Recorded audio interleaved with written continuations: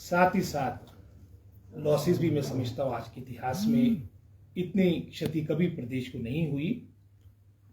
मैं IMD department के पिछले आंकड़े देख रहा था और उसके अनुसार जो हमारा मॉनसून लगभग 24 जून से प्रारंभ होता है सितंबर के अंत तक, उसकी जो एवरेज आपकी जो रेनफॉल होती है गत 5 दिनों में उसका लगभग 50% के आसपास, जो टोटल रेनफॉल लगभग 3 महीनों में होती है, वो गत 5 दिनों में आपको प्रदेश में आपकी वर्षा हुई और उससे कितनी क्षति हुई, कितनी त्रासदी के रूप में पूरे प्रदेश में मैं समझता हूँ एक जो विकराल रूप प्रकृति ने लाया है वो हमारे समक्ष है। आज के 12 बजे तक के जो आंकड़े हैं उसके अनुसार लगभग कोई 88 डेथ्स हुई है और लगभग कोई 14 लोग मिसिंग है और इसकी हर संभावना है कि ये आंकड़ा बढ़ेगा। और इसी तरह से आपकी जो हमारा जो मुख्य इंफ्रास्ट्रक्चर का नुकसान हुआ है, आधारभूत ढांचा का नुकसान हुआ है, वो भी अपूरणीय है। लगभग 4000 करोड़ का तुम्हारा ये प्रारंभिक मैं समझता हूँ आंकड़ा है, जिसकी हर संभव तरीके से बढ़ने की संभावना है जैसे जैसे मौसम खुलेगा। अभी तो मौसम भी जिस तरह से प्रेडिक्शन हो रहा है कि 14 के बाद फिर आपकी वर्षा तेज स्पेल से होनी है और सही तस्वीर मैं समझता हूँ तब आएगी जब पूर्ण रूप से आपका ये मौसम टिकेगा। लेकिन जो स्थिति वो आपके सामने है और जनता के साथ सरकार उसके लिए हर तरह से कदम उठाए जा रहे हैं। और माननीय मुख्यमंत्री जो सबसे प्रभावित हमारे क्षेत्र है, चाहे मंडी की बात हो चाहे कुल्लू जिले की बात हो, स्वयं उन्होंने वहां पर मोर्चा संभाला हुआ है। पिछले 36 घंटों से माननीय मुख्यमंत्री कुल्लू में है और कुल्लू में आज ये मैं समझता हूँ एक अचीवमेंट, क्योंकि स्वयं वो सारी बातों का दिशा निर्देश दे रहे हैं सर्च रेस्क्यू ऑपरेशंस का। लगभग जहां हमारा जो मुख्य कनेक्टिविटी टूट गई थी, आज हमारी जो चंडीगढ़ मनाली की कनेक्टिविटी वो बहाल हुई है। 10,000 के आसपास हमारी पर्यटकों की और जो गैर वहाँ पर जो गए हुए थे लोग, उनकी जो गाड़ियाँ फंसी थी अधिकतर वो निकल चुकी है और लगभग कोई एक आंकड़े के अनुसार लगभग 50-60 हज़ार के आसपास हमारी वहाँ पर बाहर के लोग थे, चाहे पर्यटक मानिए चाहे गैर पर्यटक मानिए, और अधिकतर वहाँ से मैं समझता हूँ बाहर आ चुके हैं और ये मेजर अचीवमेंट रही है अभी तक की हमारी। और साथ ही साथ जो हमारी बिजली और पानी, हमारी चाहे कुल्लू की बात हो मनाली की बात हो, वो भी दोनों बहाल हो चुके हैं।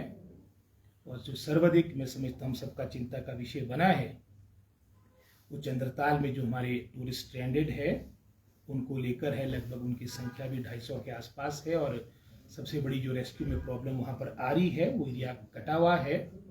वहाँ भी माननीय मुख्यमंत्री ने उसका सारा एरियल सर्वे कर मैं समझता हूँ हमारे जो ऑनरेबल रेवेन्यू मिनिस्टर है जगत सिंह नेगी जी, क्योंकि वहाँ पर हेलीपैड ना होने के कारण, वहाँ पर लैंडिंग की समस्या होने के कारण वहाँ के रेस्क्यू ऑपरेशंस के लिए जगत सिंह नेगी जी की ड्यूटी लगा ली और ऑन फुट वो वहाँ पर निकल पड़े हैं। उनके साथ संजय अवस्थी जी भी है और भी मैं समझता हूँ जो मंत्रियों का सबको किसी न किसी रूप से, क्योंकि एक बहुत बड़ा राहत का काम और किस तरह से स्थिति सामान्य हो सरकार के समक्ष चुनौती है। माननीय मुख्यमंत्री जी ने हम सबको जिम्मेदारी दी और मेरी जिम्मेदारी जहाँ पर अपने ज़िला शिमला साथ लगते क्षेत्र को देखने की और साथ ही साथ अपने एक समन्वय स्थापित करने की है।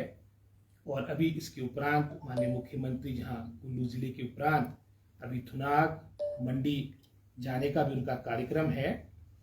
और साथ ही साथ मैं समझता हूँ जैसे मैंने पहले कहा, जहाँ पर चंद्रताल की बात आती, जहाँ पर हमारे बहुत से पर्यटक फंसे, कारण वही है कि जो ज्वाइनिंग एरिया कहीं 2 फुट कहीं 2.5 फुट बर्फ पड़ी हुई है, तो वहाँ पर बाय फुट उन्होंने निर्देश दिया और वहाँ के रेस्क्यू ऑपरेशंस को जगत सिंह नेगी जी जो हमारे ऑनरेबल रेवेन्यू मिनिस्टर है वो लीड करेंगे। और ये मैं समझता हूँ अभी तक की हमारी जो अपडेट है और आने वाले समय के लिए आपको टाइम टू टाइम ब्रीफ किया जाएगा। और क्षति अगर हम जिला शिमला की बात करें, यहाँ भी कोई कम क्षति नहीं है, चाहे बागवानी दृष्टिकोण से करें, चाहे मैं समझता हूँ लगभग जो हमने यहाँ पर डेथ्स की बात भी की है उसमें भी काफ़ी ज़्यादा संख्या हमारे ज़िला शिमला की भी है। और साथ ही साथ हमारे कनेक्टिविटी का एक मुख्य मैं समझता हूँ समस्या आ रही है, लेकिन वर्तमान में हमारे BNH जो राष्ट्रीय उच्च मार्ग है वो भी चले है, लेकिन अपने से हमारे जहाँ विभाग के सभी अधिकारी कर्मचारी प्रयास कर रहे हैं, लेकिन चुनौती बड़ी है। उसके लिए भरसक प्रयास होंगे कि शीघ्र जैसे थोड़ा मौसम और बेहतर होता है, स्थिति सामान्य हो। मेरी पुनः हिमाचल प्रदेश की प्रभु जनता जनार्दन से अपील भी है, क्योंकि स्थितियां आपके सामने काफ़ी विकराल है, तो उसमें जनता का सहयोग अत्यंत आवश्यक है। सरकार आपके साथ खड़ी है, और साथ ही साथ जहाँ मैं समझता हूँ जो ट्रैवलिंग कम से कम हो, क्योंकि वर्तमान में जो सड़कें खुली भी है मैं समझता हूँ अभी स्टेबल नहीं कह सकते, कहीं पर भी पत्थर के कारण, पेड़ गिरने के कारण कोई भी अप्रिय घटना हो सकती है। ट्रैवल आपकी मिनिमम हो, जब बहुत ही अनअवॉइडेबल हो तब जाकर मैं समझता हूँ इस सोचना चाहिए। नदी नाली से दूर रहे, और हमारा पूरा प्रयास रहेगा कि शीघ्र स्थिति सामान्य हो, ताकि मैं समझता हूँ फिर से हमारा पुनर्वास का कार्यक्रम प्रदेश में प्रारंभ हो। ये सभी सूचनाएं मैंने आपको देनी थी, आपको अवगत करानी थी, इसीलिए प्रेस कॉन्फ्रेंस रखी थी। आप सबका धन्यवाद। रोहित जी, कोई आंकड़ा है आपके पास की सरकार के पास, क्या कोई ऐसी व्यवस्था है, ऐसी कोई आंकड़ा कि कितने टूरिस्ट है, कितने लोग फंसे हुए हैं, कहाँ? ये तो मैंने कुल्लू मनाली का तो आपको आंकड़ा दे ही दिया है, जो मैंने डीसी कुल्लू से आंकड़ा लिया है। ओवरऑल भी जो सबसे बड़ी संख्या हमारी वो जो चिंता का विषय है, जैसे मैंने कहा, वो चंद्रताल है, जहाँ पर आपकी लगभग 250 के आसपास संख्या थी। अब जैसे आपका कुल्लू मनाली हमारा कनेक्टिविटी प्रारंभ होगी तो अब कोई ऐसी समस्या रहेगी नहीं, लोग निकल जाएंगे।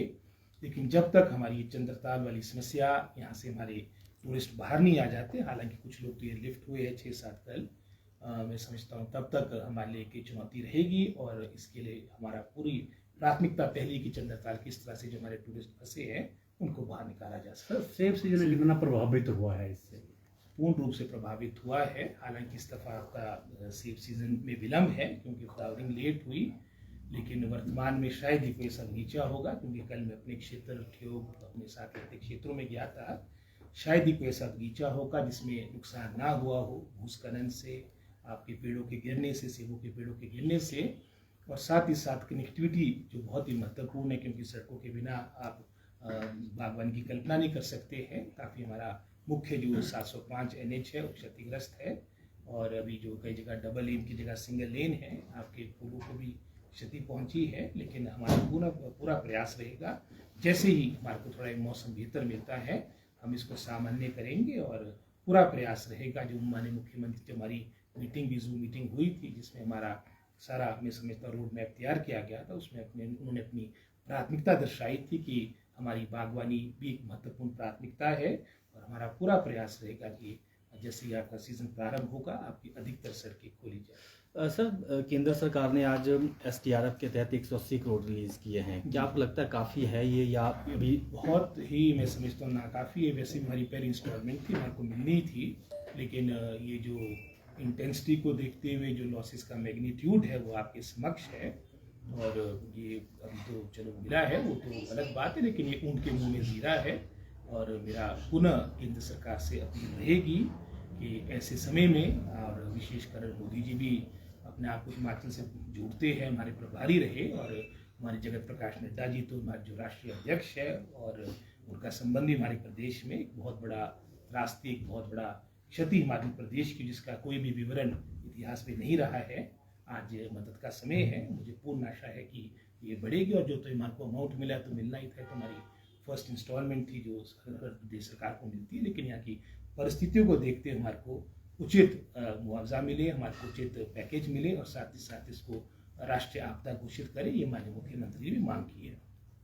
सर, स्कूल की 117 D25 क्या उसके लिए क्या बना है? स्कूल्स के बारे में क्या अलग से करेंगे बात, लेकिन स्कूल्स का वही जो जीरो इनरोलमेंट वाले स्कूल्स थे, हमने वो 286 पहले बंद किए थे, और लगभग कोई 70 के आसपास प्राइमरी और मिडल जो हमारे जीरो इनरोलमेंट के स्कूल्स थे वो बंद किए। लेकिन आज सबका जो कंसंट्रेशन है, चाहे एजुकेशन मिनिस्टर है, चाहे PWD मिनिस्टर है, उनका तो चलो होना ही है। पूरी सरकार का एकमात्र मैं समझता फोकस है वो ये आपदा है, इस तरह से प्रदेश को निजात मिले। धन्यवाद। ठीक है सर, थैंक यू।